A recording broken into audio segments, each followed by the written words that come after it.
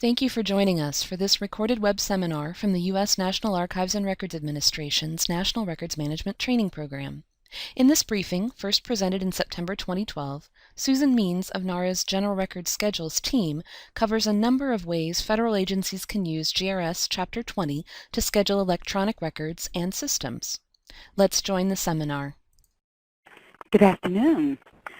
My name is Kitty Carter, and I'm part of the National Training Team at the National Archives and Records Administration, and I will be hosting today's online briefing. These online briefings were created by NARA to present current records management subjects to a widely geographical dispersed audience. This series of online briefings will allow us to maximize our limited government resources. This briefing will last approximately 1 hour. This hour includes a presentation on a topic for approximately 30 minutes, and then we will open up for question and answering.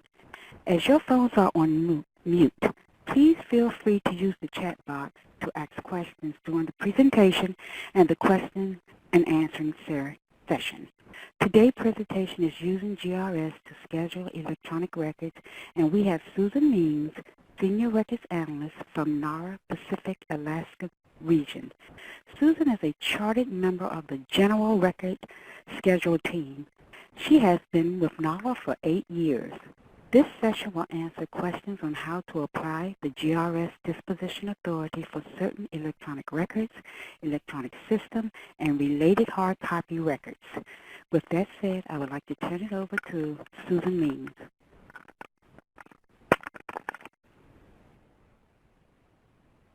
So good morning, everyone. Can you hear me?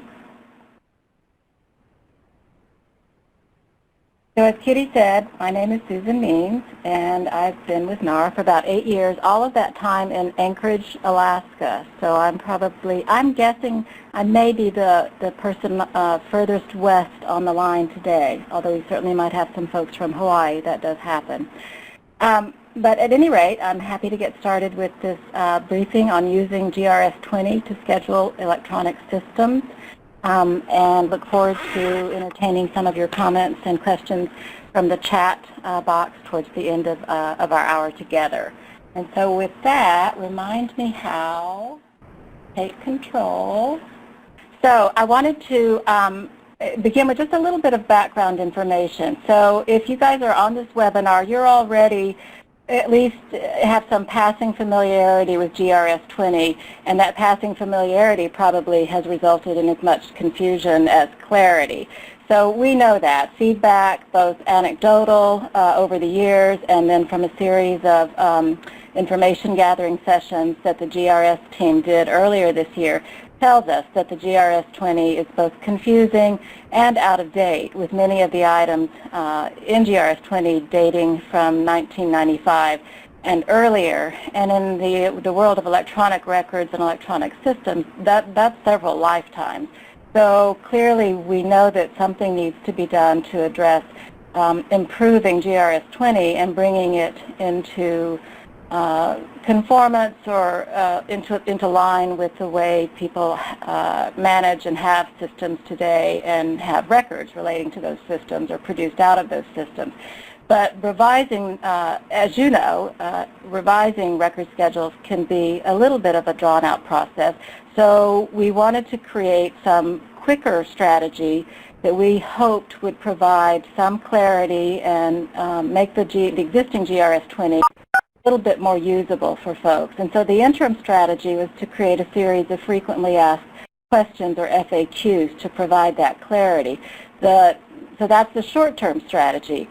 The near-term strategy, not even really a long-term strategy, but the near-term strategy is that the GRS 20 is part of a 5-year effort to restructure the entire GRS, and one of the GRSs we'll focus on in the first year is information and technology management, which obviously GRS 20 is part of.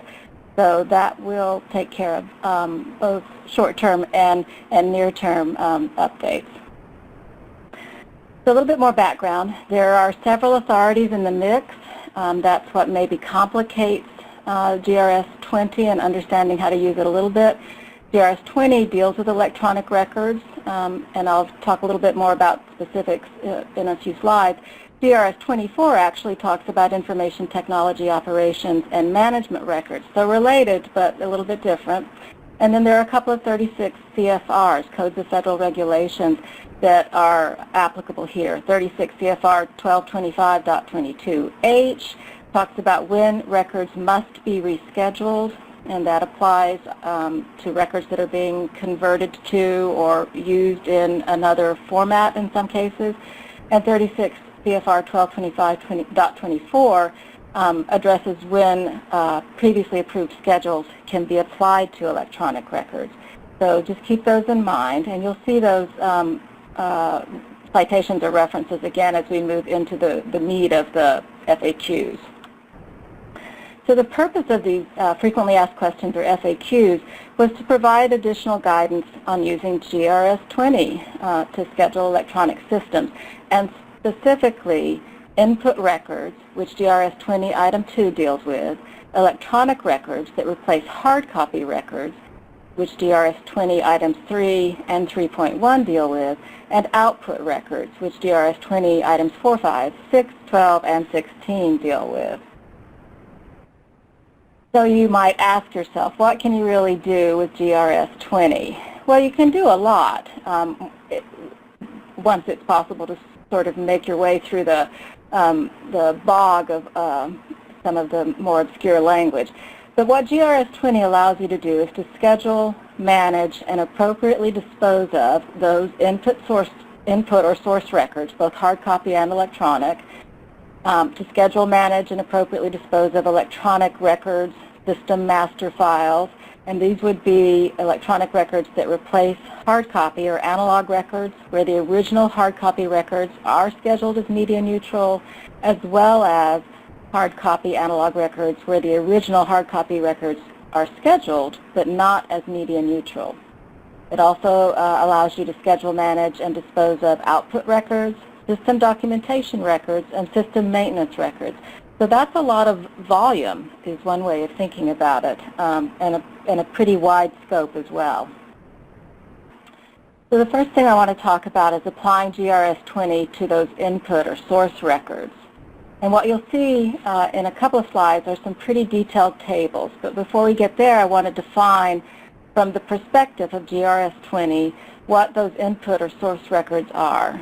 So these are sources of information in an electronic system, records used to create, update, or modify a master file when the master file is retained to meet record-keeping requirements and is covered by an already existing NARA-approved schedule.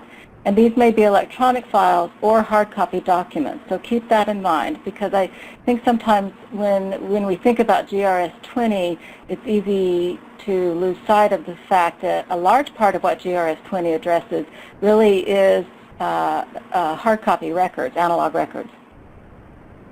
So as I said, this is where we really begin to get into what the FAQ itself looks like. So we're looking at tables. And the goal when we started out was to try and create almost an if-then table, something that would be easy to follow, where you would have a situation, so you would look at it and say, well, if the situation is this, then I do that. And I think we come close to that, but GRS 20 is pretty complicated. So in some cases, these tables have a series of columns, so you have to sort of step through them. And that's what I'll do fairly quickly in the time we have here. So we're talking first about input records that are in hard copy format. And you'll see that the first column is a description of the input record itself. In this particular case, for these types of records, we try to provide some examples, and that's what those are. They're examples. They're not finite definitions, but just simply examples of what these types of records might be. And then the question to ask, is the source record already scheduled? Are there any limitations imposed by the GRS? And then we give you instructions on what to do and the actual GRS citation that authorizes you to do whatever that instruction is. So on this first page of the table, we're talking about hard copy records entered or scanned into the system where the electronic version captures all of the information on the hard copy. So hard copy records entered or scanned into a system where the electronic version captures all of the information from the hard copy. So examples might be data entered into a system from a paper form, or actual scanned images or PDF versions of hard copy records. So then the question becomes, is the source record or input record already scheduled? And if the answer is yes, and it's scheduled as permanent, then we look at some limitations that might be imposed by the GRS. If the already approved schedule says that the records must be transferred in hard copy, then the records must be transferred in hard copy. And so the instruction there is to apply the existing disposition authority for the source record, transfer the hard copy records, and GRS 20 item 2A1 is the authority for that. Another limitation to ask yourself is whether the electronic version fails to meet NARA's transfer standards for electronic permanent records. And if that's the case, you again must apply the existing disposition authority for the source record. GRS 20 item 2A2 is the disposition authority there. And then another limitation would be whether the schedule simply does not require hard copy transfer or is silent on the format of the records to be transferred to NARA. And if the electronic format meets NARA's transfer standards for electronic records, then you have the option to destroy the input source records 60 days after you've notified NARA that the E-system is replacing the hard copy records that have already been scheduled as permanent, and after you have verified that the electronic version is accurate, is an accurate representation, so that after the conversion the information has been converted and verified, and after it's no longer needed for any legal or audit purposes on the part of your agency, or to support the reconstruction or to serve as a backup to the electronic records. So that remains a fairly complicated mix to sort through, but the real crux of that is that if the schedule does not require that the hard copy records themselves be transferred, or doesn't speak to the format at all, and if your electronic version of these previously hard copy input records meet NARA's transfer standards, then you've got a notification requirement, but you can destroy the original hard copy records once you've verified that the electronic version is an accurate representation. And GRS 20 item 2A4 is the disposition authority there. So continuing on, other types of input records in hard copy format. If you've got hard copy records entered or scanned into the system where the electronic version again captures all information on the hard copy, but they're scheduled as temporary, then we're not looking at any limitations that are imposed by the GRS. So these are hard copy records that capture all of the information once they're converted to electronic form, scheduled as temporary. Then the instruction per GRS 20 item 2A4 is to destroy the hard copy input or source records after the information has been converted to electronic form and verified, and again when no longer needed for legal or audit purposes or to support reconstruction of or serve as a backup to the electronic records. So that's temporary records already scheduled. And then another situation that you may encounter, and often do, is that the source records themselves may not be scheduled, may never have been scheduled. And if that's the case, then it's simply a matter of the fact is that those input records themselves must be scheduled. So conversion to electronic is not really a factor there. The input records themselves need to be scheduled. More situations of input records in hard copy format. So we're still talking about input records. In this case, hard copy records converted to electronic format, in which, but in this case, all of the information is not captured in the electronic version. And so some examples of that might be records with handwritten annotations that either through the conversion process, whatever it might be, scanning or data entry, those handwritten annotations are not captured, simply don't appear or illegible, whatever the case may be. So that's one example. Another example might be records with layered attached notes, and not all of those are captured, or color-dependent documents that are captured electronically, but only in black and white, or in such a way that the color-coded information fails to come through.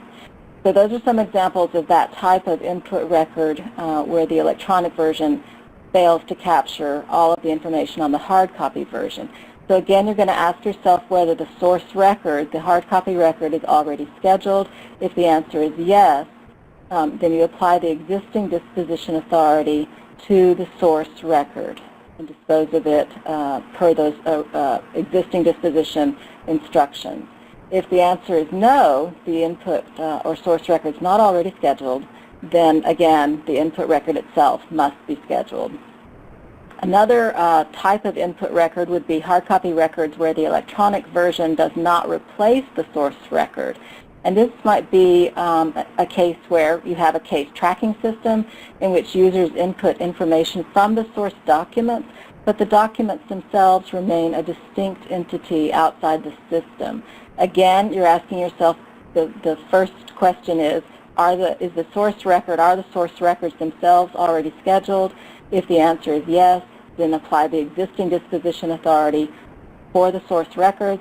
If the answer is no, then you have to undertake the SF-115 process to get the input or source record itself scheduled. Susan? Yes.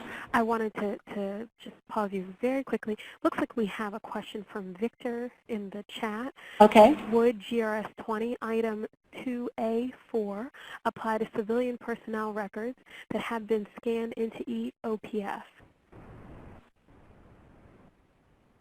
You know, that's something that we're taking under consideration, and my preference would be if Victor could put that question, and we'll talk about this at the very end, pose that question in an email to our GRS team email address, then we can take that as a team under consideration and get back to him directly. And those kinds of questions may also become the source of further revisions to the FAQs, or just general guidance that we put out related to, in this case, GRS1 types of records.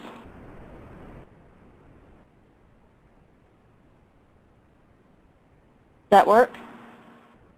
Okay, thanks. All right, so let me start back into here. All right, so now we're talking about input records in electronic format.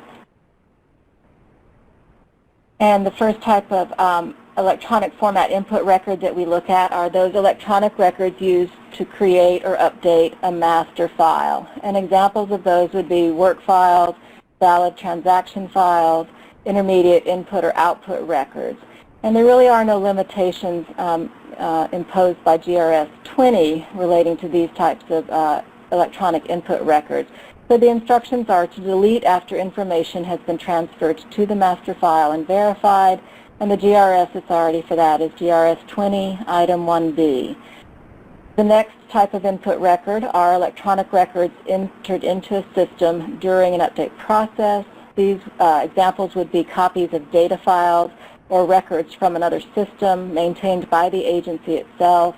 Limitations here might be that the electronic records, the electronic source records from another system are in and of themselves required to be retained for legal or audit purposes. If that's the case, then those input records have to be scheduled. If they're not required for legal or audit purposes, then they can be deleted after the electronic version is verified or when no longer needed as a backup. And GRS 20 item 2B is the disposition authority there. And yet another kind of electronic input record are electronic records received from another agency and used as input or source records.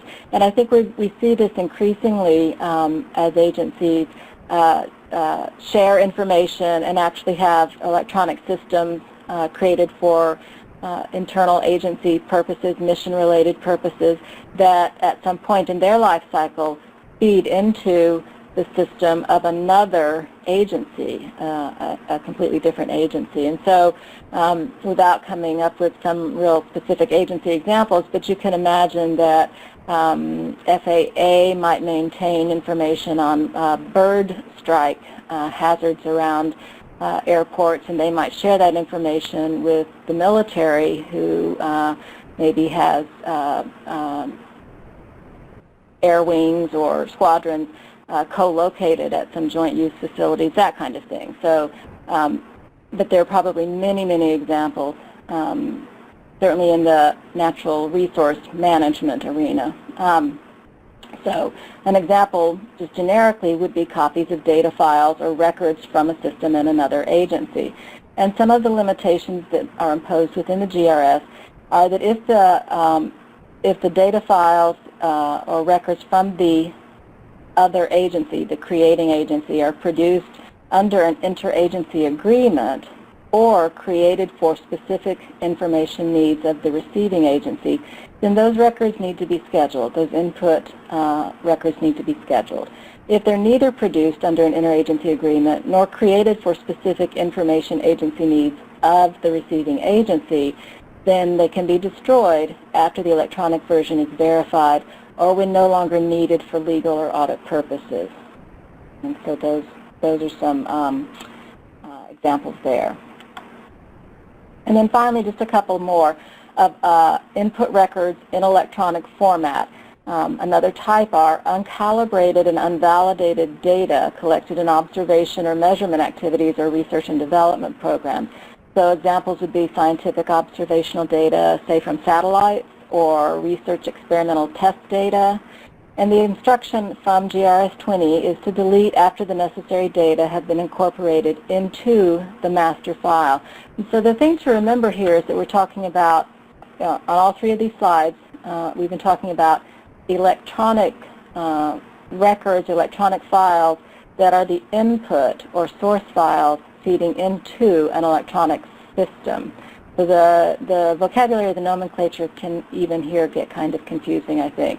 But at any rate, these would be appropriate, and your instruction is to delete after the necessary data has been incorporated into the master file, and the GRS authority is 20, item 2D. And then finally, electronic records that are scheduled elsewhere, and the system that the input or source records are feeding into does not replace the source record. An example here would be a case tracking system in which users input information from the source records into an electronic system, but the records themselves remain a distinct entity outside the system. And in that case, you simply apply the source system's existing disposition authority, if there is one, or schedule the source system if it's unscheduled. And so those are input records in both hard copy or analog format and input records in electronic format. So there's quite a long list of the different types of input or source records that it's possible to encounter as you go about using the GRS to manage and ultimately dispose of these records. And I did want to add one note, and that is that electronic files created specifically from one system as input to another system must either be covered by the GRS or separately scheduled, even if the originating system is already scheduled. So keep that in mind. Okay. So let's switch gears a little bit and talk about the electronic records or system master files themselves. And in most cases, I think we are anymore really looking at system, electronic systems when we're talking about using the GRS 20. So again, some definitions. What are electronic records or system master files?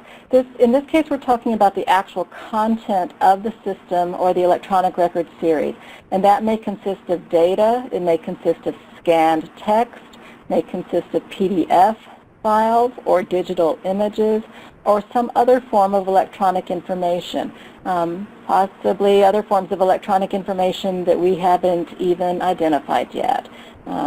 And it may include information, content of the entire system or content of a group or related files. The related records in a single master file are not always in the same format, and that's something that you'll see, for instance, in geographic information systems, which may have the geographic GIS layers themselves, but the system may include other kinds of electronic records as well, scanned documents, scanned images, those kinds of things. So keep that in mind. And then we have the table, and this one looks a little bit different. So we're going to talk about whether the records are temporary or permanent first in this case, and then give a description of the record, some conditions that might apply, and then answer the question of whether a new schedule is required, and then the GRS or CFR citation. And this is the case where those CFRs that I mentioned at the very beginning of the presentation really do come into play. So we're talking about master files that replace hard copy or analog records where the original hard copy analog records are scheduled as media neutral. So these are, if the originals are scheduled as media neutral, either directly or because of the date of the schedule, that's what we're talking about here. So then, if we're talking about master files that replace hard copy analog records, if we're talking about original hard copy or analog records that are temporary, and these might be program records approved for destruction in a previously approved schedule, and the schedule is media neutral and does not explicitly exclude electronic records, then no new schedule is required. You simply apply the existing schedule. So for temporary records where the schedule is, where there's an approved schedule in place for the originals and the schedule is media neutral, then no new schedule is required. If the disposition of the original hard copy records are permanent, and so these are electronic records that replace permanent hard copy records, and the electronic records meet NARA standards for permanent records, then no new schedule is required, but there is a notification requirement. In this case, agencies must notify NARA within 90 days of when the electronic record-keeping system becomes operational. And there is an exception. Notification is not required if the records are already being transferred to the National Archives as electronic records or are maintained electronically when the media neutral schedule item that covers them was approved by NARA. But so in general, if you've got permanent records, permanent electronic records that replace permanent hard copy records, then the electronic record and the electronic records meet NARA standards for permanent records. No new schedule is required, but there is a notification requirement. If the records do not meet NARA standards for transferring permanent records, then a new schedule is required. And GRS 20 item 3.1 is the disposition authority there. So then we have master files that replace hard copy or analog records where the original hard copy analog records are already scheduled, but were not scheduled as media neutral for whatever reason, either because of the date, the date of the schedule, it may be an older schedule, or that kind of thing. And so just a little caveat here, a schedule is only media neutral if it, one, specifically states that it is media neutral, or that it applies to records in all formats, or two, if it was submitted to NARA after December 17th, 2007, and approved is the given there, and is not explicitly limited to a single medium. So there's your definition of what constitutes a media neutral schedule and what does not.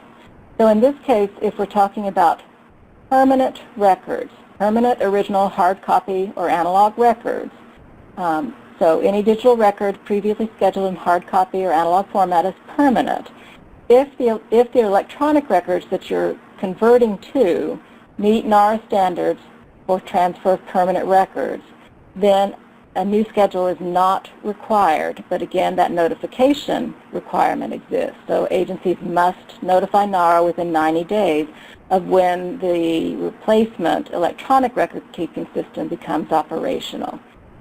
if the electronic system or electronic records don't meet NAR's transfer requirements for permanent records, then a new schedule is required. And again, the disposition authority is simply GRS 20, item 3.1. And then another little addition to be aware of. If an electronic system replaces hard copy records that were never scheduled, then both versions, the hard copy, the original hard copy, and the electronic system that the agency wants to replace them with must be retained until the electronic records are scheduled. And new electronic systems that do not replace already scheduled hard copy records must also be scheduled. That's an of course. Okay. So switching gears yet again, master files that replace hard copy analog records where the original hard copy analog records are scheduled but not as media neutral. So in this case, the disposition of the original is temporary, and you might have several different examples here. They might be scanned images, audiovisual records, data relating to administrative or housekeeping records covered by the GRS or an agency schedule, program records, records containing information from both administrative or housekeeping functions, and then program records in a single data record. So let's look at scanned images first. So these are temporary scanned images for the original hard copy. We're talking about temporary scanned images. There are no conditions in the GRS, and no new schedule is required. So if you've got audiovisual records, there are no conditions that apply, and no new schedule is required. If you are talking about master files replacing hard copy analog records where the original hard copy records are scheduled but not as media neutral, and the original is temporary, and the records consist of data relating to administrative or housekeeping types of records covered by the GRS or an existing agency schedule, then the records are not subject to the GRS, with some exceptions. And those accepted records would be GRS 1, item 21, GRS 1, item 22, GRS 1, item 25F, GRS 12, item 3, and GRS 18, item 5. If the records are not subject to these very specific exceptions, then no new schedule is required. However, if they do fall within one of these accepted categories, then a new schedule is required to be submitted. Then in the category of program records, it's pretty straightforward. A new schedule is going to be required. And for records that contain a hybrid mix of administrative and program records, then a new schedule is also going to be required.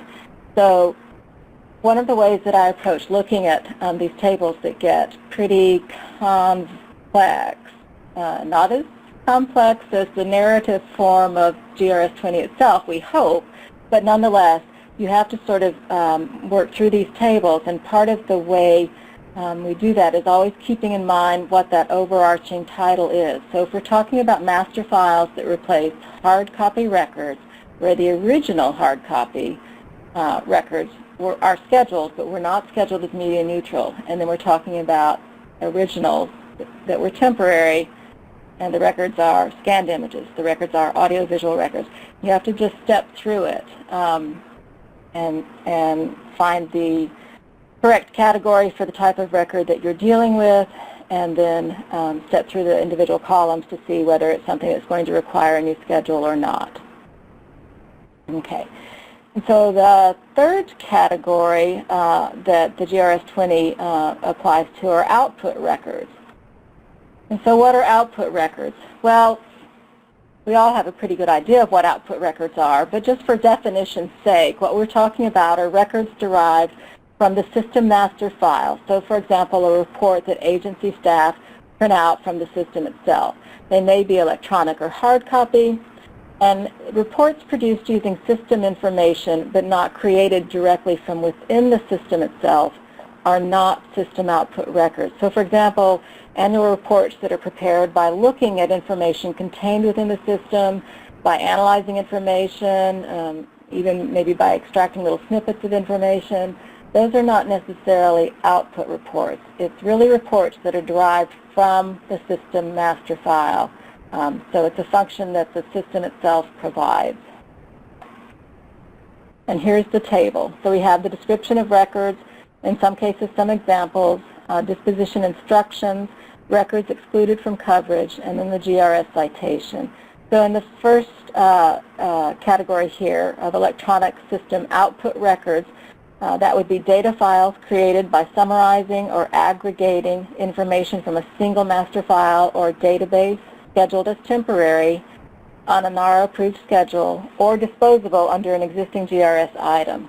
And so an example would be data pulled from queries to produce a report out of a system. And the disposition instructions here are that these are temporary, can be deleted when the agency determines the data files are no longer needed for administrative, legal, audit, or other operational purposes.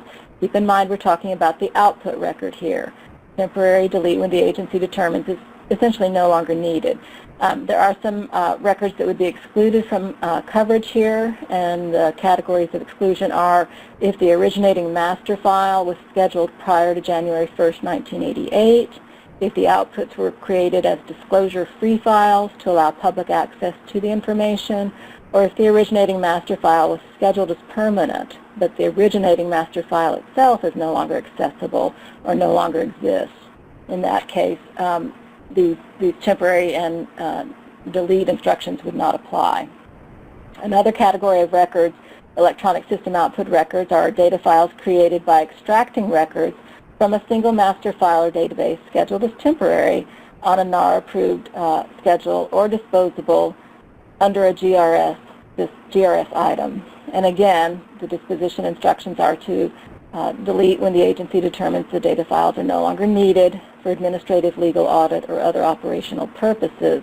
And many of the same exclusions apply if the outputs were created as disclosure-free files to allow public access, or if the extraction process actually changes the informational content of the originating master file, or if the originating master file was scheduled as permanent but no longer accessible. And then several other types of electronic system output records, data files extracted from a master file or database without changing it and used solely to produce hard copy publications or printouts of tabulations, ledgers, registers, and statistical reports, electronic queries or ad hoc reports, electronic queries or reports published on the web from administrative housekeeping systems. And I'm going to just quickly run through these. We've provided some examples. The one thing I would point out for the data files extracted from a master file or database without changing it, these are primarily print files. Typically they were created in a mainframe environment, not so much anymore, but there may still be instances where you'll see them, and because it's represented in the GRS 20, we've included it here in the FAQ. Electronic queries or ad hoc reports, these would be routine system queries, not necessarily printed out, routine reports that are generated and viewed in electronic format within the system itself, those kinds of things. And all of these are handled as temporary, can be deleted when the agency determines they're no longer needed for whatever administrative, legal, audit, or other purpose they were generated for in the first place. And then finally, queries or reports that are printed out to meet ad hoc business needs. Again, these are temporary, can be destroyed when the agency determines that the printouts are no longer needed. Or these are printouts, in this case, that you may opt to file with the appropriate related series. So if you're printing out reports to meet ad hoc business needs, it may very well be that the reports themselves can become larger, a part of a larger case file, for example, and filing them with that other record series is perfectly suitable. In that case, they would be disposed of in accordance with the approved schedule for the series that they're filed with. Okay. And then finally, applying GRS 20 to system documentation records. So the definition part of this, system documentation records consist of data system specifications, file specifications, code books, record layouts, user guides, output specifications, the kind of documentation about the system itself and how to use the system, those kinds of things. But these are not records relating to the actual development of the system. So records relating to the development of the system are not system documentation records and are more likely to be found and covered under GRS 24. And really we're just talking about two types, system documentation for temporary systems and system documentation for permanent systems. And if it's system documentation for a temporary system, the GRS citation and disposition instruction is GRS 20, item 11A1. The documentation records themselves are temporary and can be destroyed or deleted upon authorized deletion of the related electronic records or systems, or upon destruction of the output of the system if the output is needed to protect legal rights, whichever is later. And if the system documentation relates to permanent systems, then the disposition authority is GRS 20, item 11A2, and the documentation records themselves are also permanent. The system documentation records themselves are also permanent, and they are to be transferred to the National Archives with the permanent electronic records or system to which the documentation relates. One thing to be aware of as we are rapidly engaging with and moving into the electronic records archives world, if the records are being transferred via the electronic records archives, then the instruction is not to use the GRS item, this GRS item, to transfer the documentation, but use the disposition authority for the master files themselves, because we want them to come in as a package. We don't want them being transferred under two separate disposition authorities. So if you're transferring a permanent electronic system to the National Archives via ERA, transfer the documentation under the disposition authority that applies to the electronic system itself that you're transferring. And then there are system maintenance records. And these are pretty straightforward, so I'm not going to spend a lot of time on them. But we're talking about several types of system maintenance records. There are records relating to system performance testing. So these are electronic files or records created solely to test system performance, as well as hard copy printouts and related documentation for the electronic files or records, but all of it related to system performance testing. These are temporary records that can be deleted or destroyed when your agency determines they're no longer needed for administrative, legal, audit, or other operational purposes. Then you might have records relating to system usage. So these would be electronic files and hard copy printouts created to monitor system usage, including but not limited to things like login files, password files, audit trail files, actual system usage files, cost-back files used to assess charges back to individual users or departments for their actual system use, those kinds of things. These too are temporary and may be deleted or destroyed once the agencies determine they're no longer needed.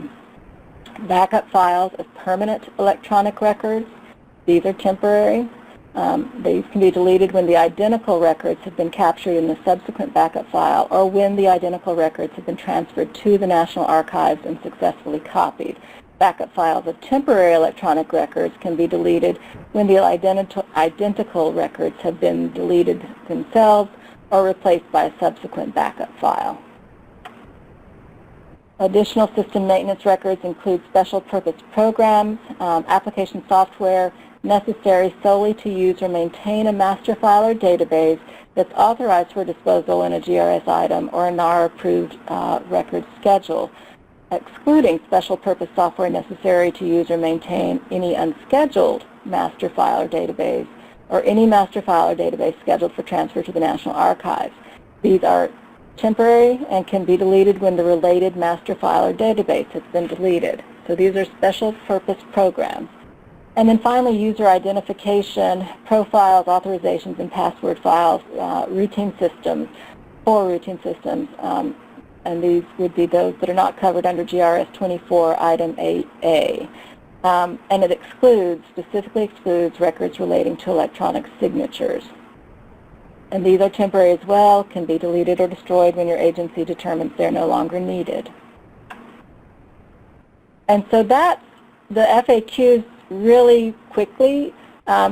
If you've had a chance at this point to take a look at the FAQs themselves, they've been out for about a month. There was a memo to agency records officers that came out about a month ago announcing that the FAQs had been issued. You can find these FAQs, and as I said, the FAQs really are these tables. They'll look a little bit different, not nearly as colorful for one thing, and no graphics, but essentially the FAQs are these tables. You'll find them online in two different places, and the URLs are up here for your information and in the handouts that came along with this presentation. And then GRS 20 electronic records is itself, of course, available on the NARA website at the URL here at the bottom, http://www.archives.gov records management grs20.html. So you've got that information. And then I wanted to provide you with some contact information. As I mentioned, we're attempting to capture all of the questions and comments and suggestions relating to any GRS item, but in this case we'll focus specifically on GRS 20 by asking folks to email us at the GRS Team at nara.gov email address. And that way we've got a sort of a written record of the question and our response, if that's what's coming in, or the comment or suggestion.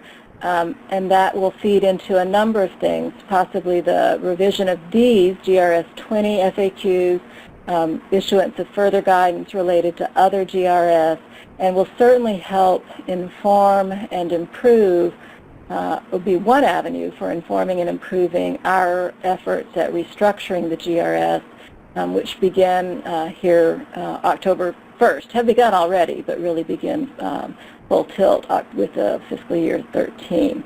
So that's one interactive way of getting information, getting questions answered, making suggestions.